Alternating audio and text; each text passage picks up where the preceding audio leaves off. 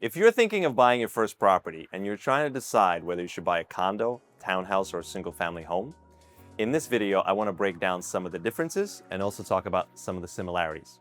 So first things first, a condo and a townhouse have something in common in that they're both part of a homeowners association.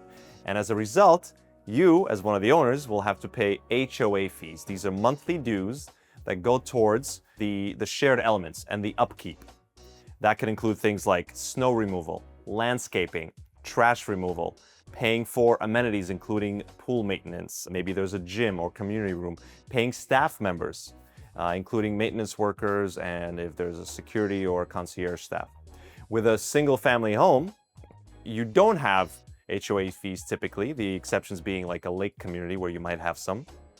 But the lawn care is on you, the snow removal is on you, trash removal is on you. So obviously you have to take care of everything, or you could pay other people to do it for you. So that's a key difference. Now let's talk about size.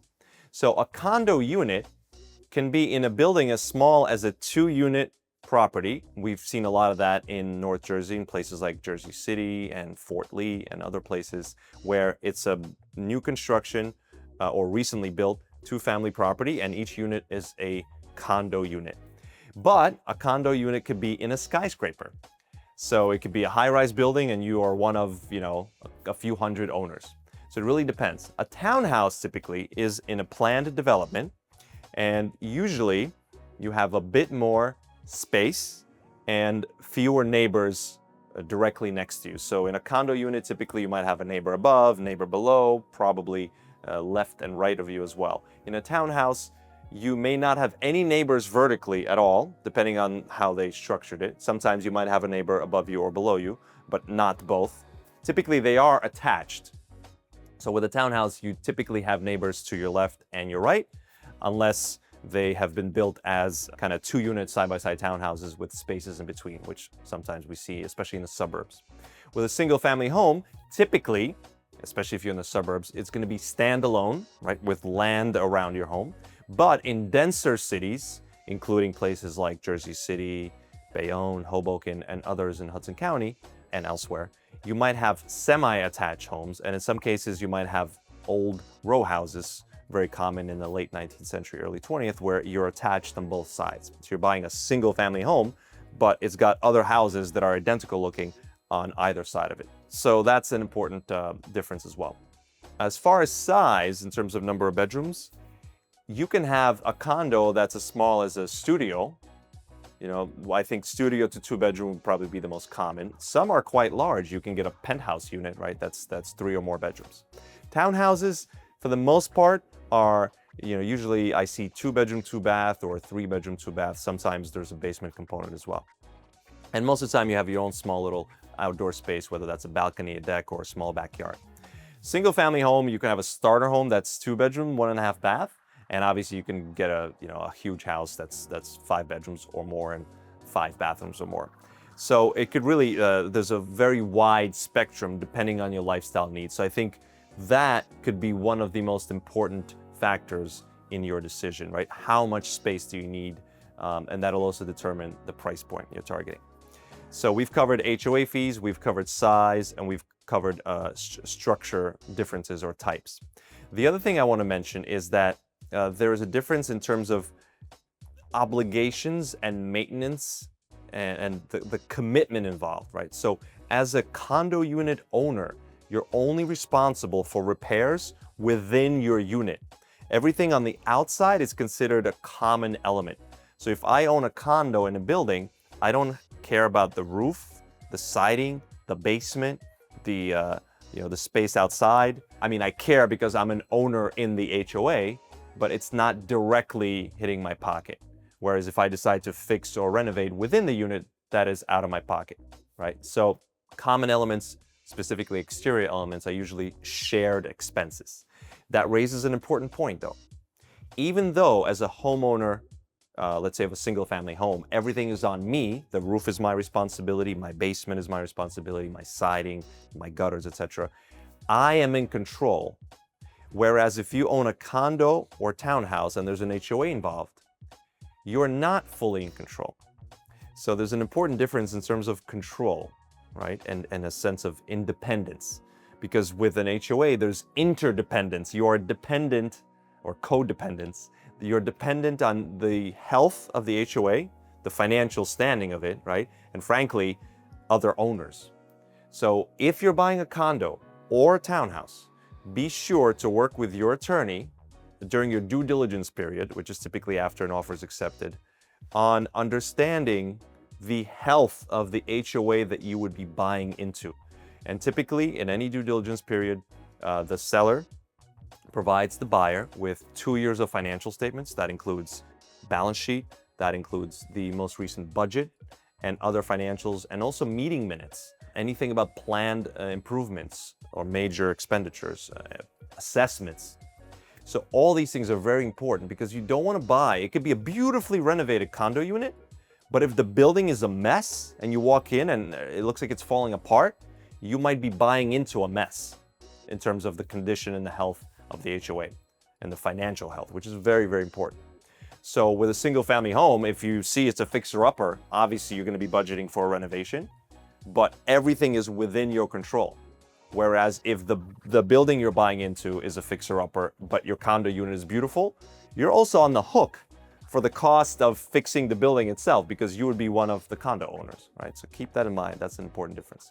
And on the topic of control, with a single-family home, you are in full control of all the decision-making, whether that's repairs, layout changes, improvements, inside and out.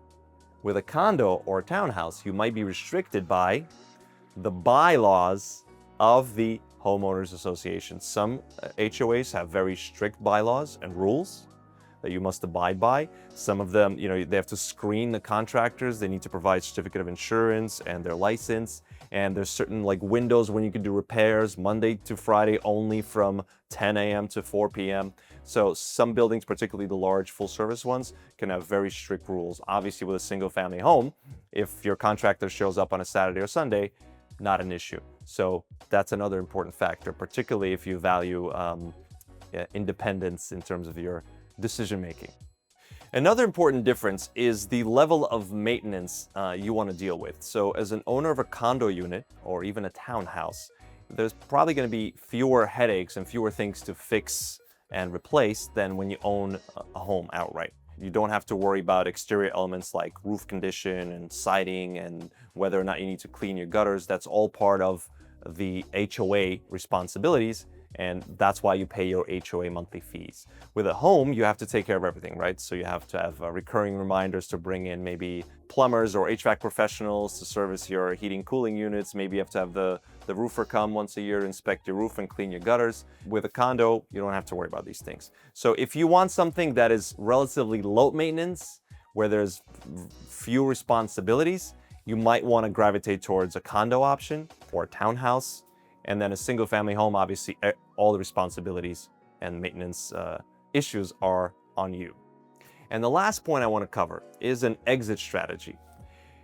Most people, are not buying a condo or house to live in forever. Even though some people search for their forever home, inevitably, it ends up not being their forever home, right? People tend to move every few years for various reasons. Life changes, job changes, financial changes, whatever.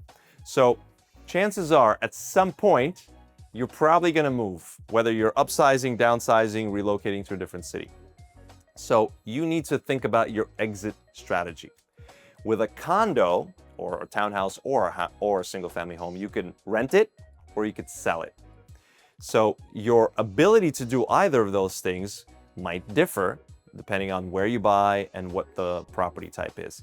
With a condo, if you buy into a building with relatively high HOA fees, right, because of all the amenities and relatively high property taxes, it might be hard for you to break even if you try to rent it, right? So those things have to be in the back of your mind when you're considering your exit strategy. You can obviously sell it instead of renting, but that'll also depend on a lot of factors, including what other condo owners are listing their units for. With a single family home, you don't have to worry about HOA fees, but obviously property taxes are a consideration, what homes in your area are selling for as well. And rental market for single family homes, I would say, is probably at least in dense areas, is probably a little bit smaller than somebody looking to rent a condo. But that is an important point of consideration, right? If you're buying today, what are your exit options a few years from now if you need to move for whatever reason? Because you never know in life, right? We can't predict the future. So always have that in the back of your mind. And this brings me back to the health of the HOA.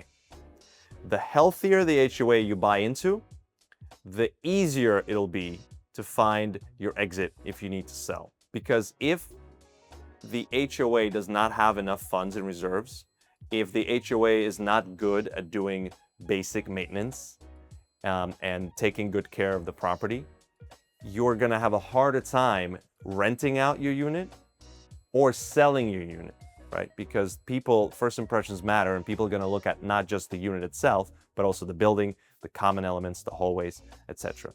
So keep your exit strategy in mind too when deciding between condo, townhouse, and single family home. So I hope in this video, I've helped you understand some of the similarities, but also some of the important differences between buying a condo, a townhouse, or single family home. I know this could be confusing and intimidating, especially if you're looking to buy your first property. So feel free to drop me a line and I'll be happy to clarify if you have any questions.